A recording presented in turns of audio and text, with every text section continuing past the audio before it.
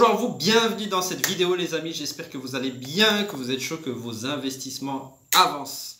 Dans cette vidéo, je vais vous donner 3 tips, 3 astuces pour que vous puissiez gagner du temps avant de faire la visite. Donc c'est au moment où vous avez trouvé une bonne affaire sur l'annonce et vous sentez, vous pressentez, vous avez fait les calculs de rentabilité, de cash flow, de crédit, de mensualité et éventuellement potentiellement de travaux et vous dites ouais, ça a l'air d'être une bonne affaire.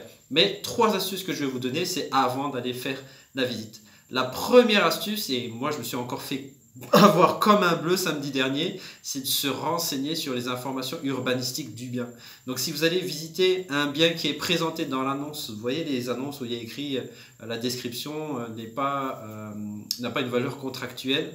En gros, ça n'engage pas leur responsabilité ce qu'ils écrivent. Mais renseignez-vous auprès de l'urbanisme. Donc, demandez soit un document auprès du propriétaire, soit du vendeur, ou sinon, allez contacter directement la commune. Vous les sonnez, ça dépend de la région où vous êtes, ou sinon, vous allez demander dans les archives, vous allez à la commune et demander les informations urbanistiques, donc vraiment papier, carré et clair de ce bien. Donc, sur quel type de bien est-ce que c'est? Des logements, des commerces, des bureaux. Et surtout, est-ce qu'il y a éventuellement une infraction? Et s'il y a une infraction qui est signalée, mais quelle est cette infraction? Alors, infraction, le bien peut avoir une infraction urbanistique, mais elle peut ne pas être signalée, comme beaucoup de biens, parce que, je ne sais pas, quelqu'un a créé un abri de jardin, personne, aucun voisin ne s'est jamais plaint, il n'y a aucune infraction qui a été notée. Donc ça, c'est la première chose, information urbanistique.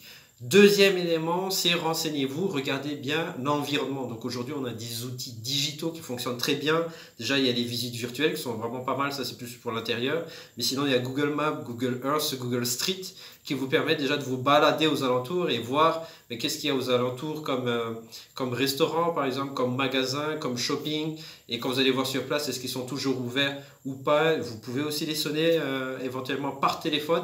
Et sinon, regardez qu'est-ce qu'il y a aux alentours vraiment de ce bien, quel type de quartier. Vous savez voir déjà ça à travers des images sur Google Street.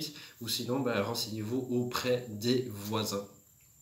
Quand vous allez vous faire la visite, arrivez en avant et posez déjà des questions aux voisins, surtout si au café du coin, lui, il est ouvert. En général, il y en a beaucoup qui sont ouverts depuis 20 ans, 40 ans, de père en fils. Et puis là, vous avez toute l'historique de la rue, ils connaissent très bien tout le monde. Et le troisième élément, troisième tips les amis, c'est une recommandation personnelle que je vous ferai, c'est essayer déjà sur base des photos, éventuellement des plans, de voir quelle est l'architecture de la maison.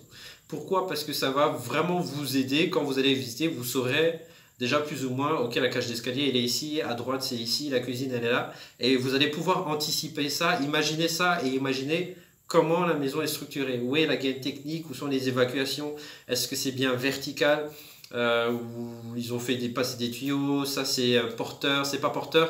Vraiment en ayant cette capacité de développer cette visualisation, vous allez pouvoir gagner énormément de temps sur terrain.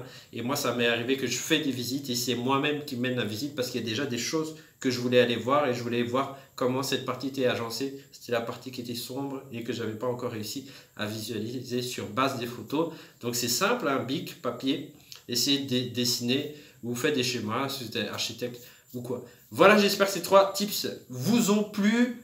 Pour que je le sache, mettez-moi un commentaire ou mettez-moi un like juste en dessous de cette vidéo si ça vous a plu. En tout cas, c'était Maëri, cofondateur du club, et on aide les personnes à investir, on les accompagne, on les coach pour qu'ils deviennent des investisseurs rentables en Belgique. Si vous êtes intéressé, n'hésitez pas à prendre votre appel gratuit, c'est du coaching qu'on va faire au téléphone ensemble pour débloquer vos situations et éventuellement aller plus loin. Tous les liens sont en description. C'était Maëri et je vous dis à bientôt les amis. Ciao!